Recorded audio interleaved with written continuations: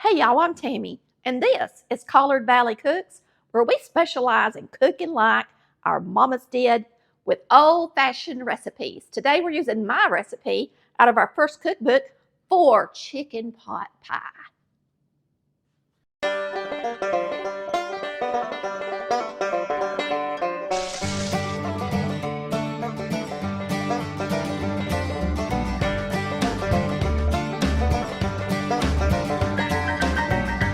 Once you boil your chicken, as the recipe tells you to, you're going to lift it out of the broth and put it out.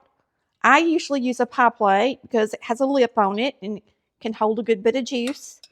I'm going to go ahead and flip the chicken over with these two large utensils. I use two really large spoons. And we're going to pick the meat off of it.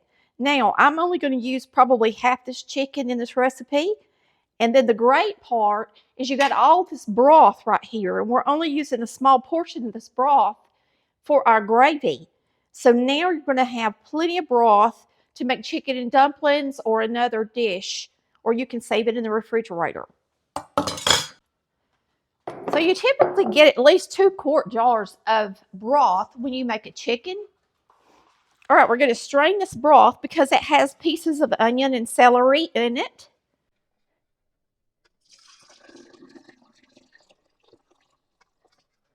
Just watch and don't fill it too full.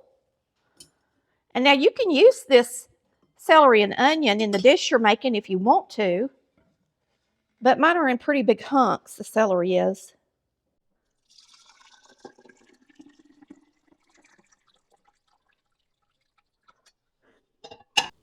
We got right at 2 quarts. Did you know you can use this broth up to 6 months if it has a nice fat seal on the top? What I mean by that is if there's enough fat in the chicken that it hardens on the top of this broth and it creates a seal, it's good in the refrigerator up to 6 months. You can just put a date on the top with a marker if you want to. But you've got to have a good seal on it. If you've got a real thin seal, then you need to use it within a week, okay? Or if you break it, you need to use it within a week. We're going to be using a cup of this in our gravy, so I will need to use the rest of this broth pretty quick, unless it has enough fat to create a seal once I'm done. This one has a lot more fat on the top than the other one, so you can tell by looking at it. This one's got the most fat, so I won't mess with this one. I'll try to make sure I keep this one for the refrigerator, and we'll use this one today in our gravy. Going to use a 1/4 cup of shortening, and I'm using butter instead of shortening today because I think it's delicious in gravy. Looks good already, don't it? All right. Now, when you melt that butter, you're going to add your flour. And this recipe is in the same cookbook. It's for white gravy. And I tell you to add a lot of flour. A lot. 1 teaspoon of salt goes in. And a 1/2 teaspoon of pepper goes in. And now we're just going to whisk that together.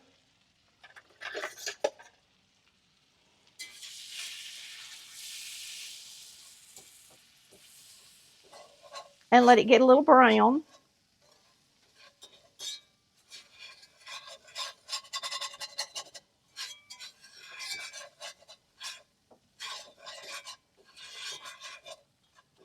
I'm just going to let that brown a little bit. Now, it calls for 3 cups of milk, and it says on our recipe for this pot pie that you can substitute 1 cup of the milk with your broth, and that's what we're going to do. So you can see I got 2 cups of milk right here, and ooh, this is getting brown on one edge.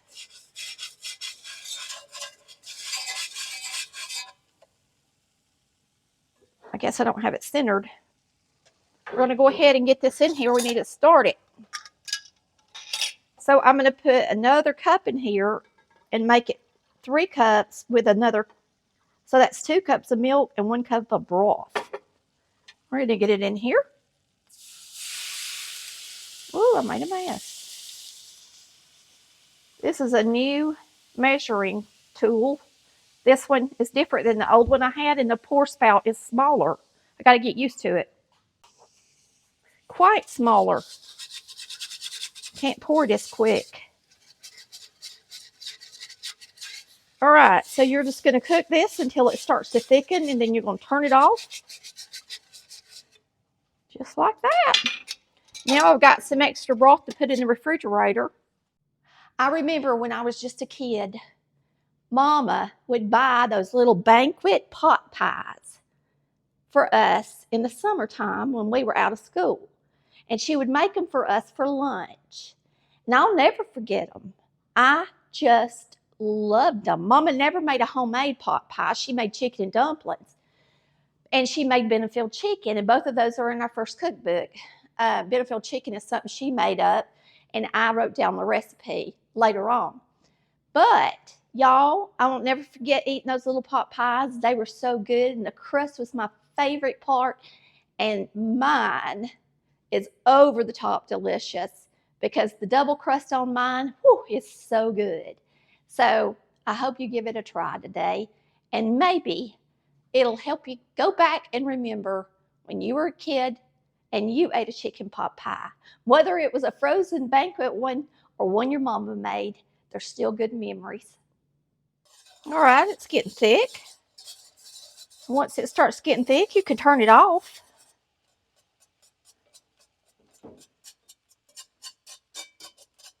That's about perfect. Good looking gravy. It's already got the salt and pepper in it. It's going to be good, y'all. So we're going to drain these and then put them in our bowl.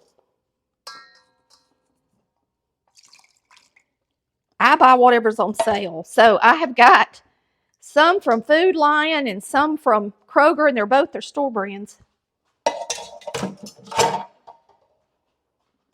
So you don't want the juice in here, just your gravy.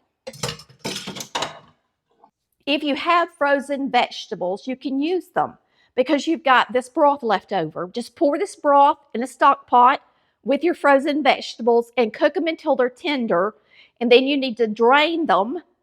You can save the broth again if you want to because there would be nothing wrong with it, or discard it, however you want to do it. But all you need is the mixed vegetables in your pot pie. You don't need the broth that it boils in, okay? And I promise this is one of the best pot pies you will ever taste. It is so good. Everybody raves over it. And it only takes a minute to make the gravy. All right, and now we're going to put our chicken in there. And I'm going to use about half this chicken. Now, when you buy chicken, you need to boil a young fried chicken. It should say young on it. Okay, you don't want to boil a baking hen. I just prefer to do it with my hands because you got to pick the meat off anyway. You may as well just pull it apart with your hands. It should be cooked done enough that you can do that. And if for some reason you pick it off a day before, you can put it out on a cutting board and chop it before you put it in here. All right, I'm going to flip him over and get half of the back meat, and then we're going to be done. It's going to be all of our meat from this chicken, or half this chicken. Now, you're just going to mix this up.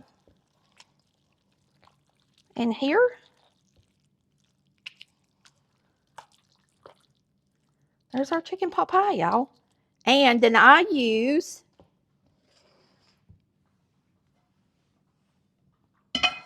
store-bought round crusts that are in the refrigerated section near where the biscuits are. And I roll one out for the bottom. I like to use my deep 10-inch cast iron skillet. If you don't have one, let me just tell you, it's a great investment. And if you get you one, go through our store on our website, please, because then we get some credit for it.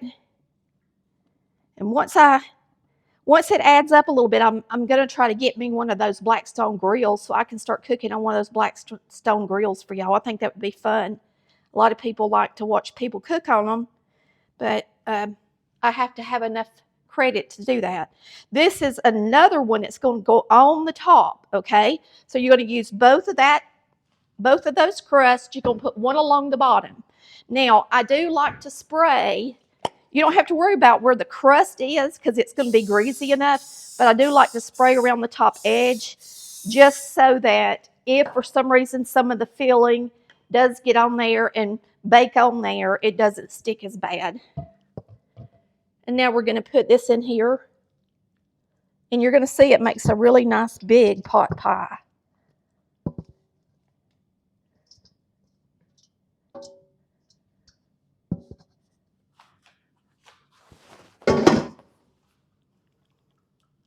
If you made your gravy in something big, it would be big enough to mix all this stuff up in, and you wouldn't have two things to clean up. But I didn't today.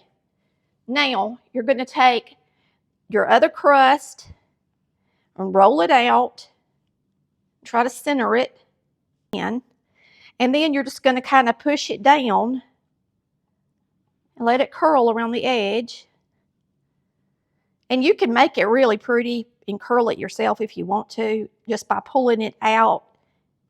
Just put your finger on it and use your thumb and make a curl like that.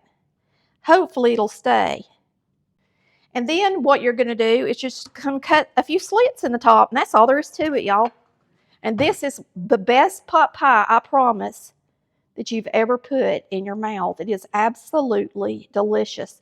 This flaky crust, it's buttery and good. And then we made our homemade gravy and boiled us a chicken. Woo, it's good.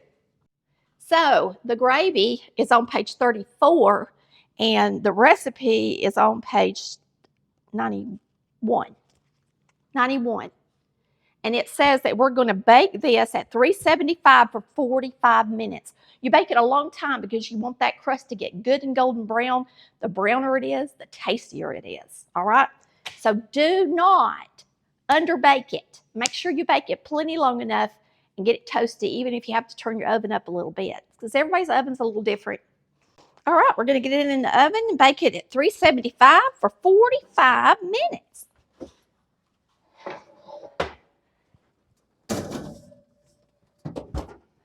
So if you got an oblong or a 9 by 13 by 2, you can also use that. Just put the crust down in the bottom, just like we did with that one. Make sure you spray it. Put the crust in the bottom, put the crust on the top, and it'll be delicious. Everybody's going to love it, I promise. That double crust just makes it so good. All right, it's ready. And Chris is back from fishing, so he gets to have it for his meal. Look at that thing. Whoa, it's heavy. It's bubbling. Boy, that's pretty, ain't it?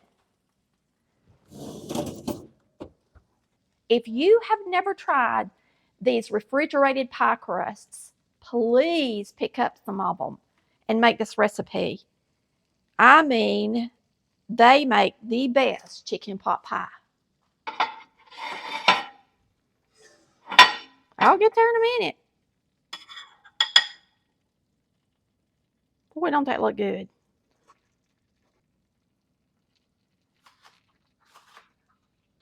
Yummy.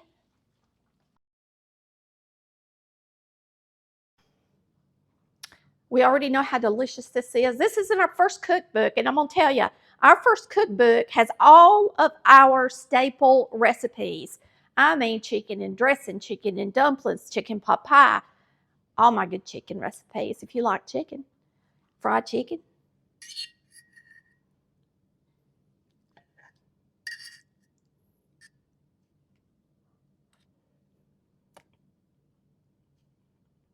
Mm, mm, mm.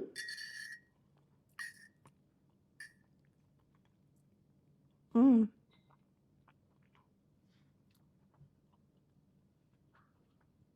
That is the best chicken pot pie you've ever tasted. and it only takes a few minutes to make. I made this easy so that you working mothers or daddies can come home and throw this together pretty quick. We'll see you next time on Colored Valley Cooks, where we cook like our mamas did. Bye, y'all. Love ya.